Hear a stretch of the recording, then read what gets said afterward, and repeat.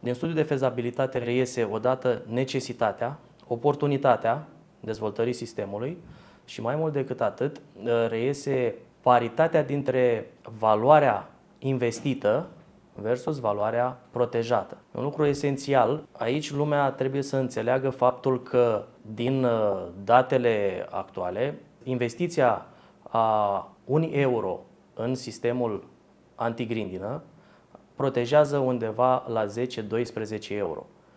Proporțiile sunt net în favoarea funcționării sistemului antigrindină în România, pentru că aici, bine, putem discuta și de culturi și de valoarea fiecărei culturi.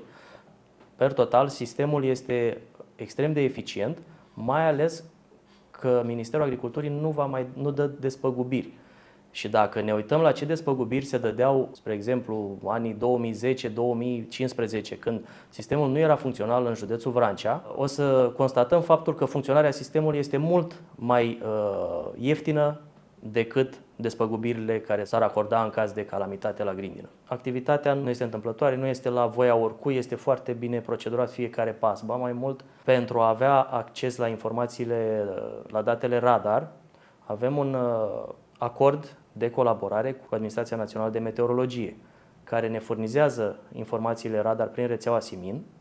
Apoi informațiile sunt transpuse prin softurile specifice activității noastre de aici, din punctul de comandă, unde toate datele sunt interpretate de către specialiști și puse în practică conform parametrilor radiolocaționali ai radarului meteorologic. Este foarte important ca toți cei care cumva au contestat sau au mers pe anumite idei preconcepute referitoare la activitățile de intervenție active în atmosferă să știe că fenomenul de grindină se dezvoltă doar în anumiți nori, iar activitatea noastră vizează doar acei nori cu parametri de grindină. Niciodată nu se lansează într-un nor care nu are parametri de grindină, de aceea toată arhiva noastră este păstrată pe ultimii 10 ani, deci oricine are interesul, curiozitatea să vadă o situație concretă dintr-o anumită zi, noi avem posibilitatea să intrăm în arhiva digitală a softurilor pe care le deținem și să vedem din data respectivă unde s-a intervenit, cu ce cantitate de rachete, care a fost evoluția norului. Deci lucrurile sunt destul de clare din punct de vedere tehnic și științific. Niciodată nu dispare norul sau nu îl împrăștiem sau să luăm cantitatea de apă din el, ci doar reușim să diminuăm grindina sau să reducem riscul de grindină la sol.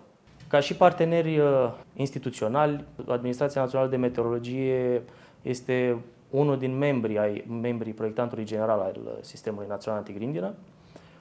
Este un partener care evaluează și face atunci când este nevoie raportările necesare cu privire la activitățile noastre de însămânțare a norilor pentru combaterea grindinei și de-a lungul anilor nu au existat situații în care Administrația Națională de Meteorologie să constate că activitatea de combatere a grindină dăunează, regimului pluviometric sau formațiunilor noroase în vreun fel.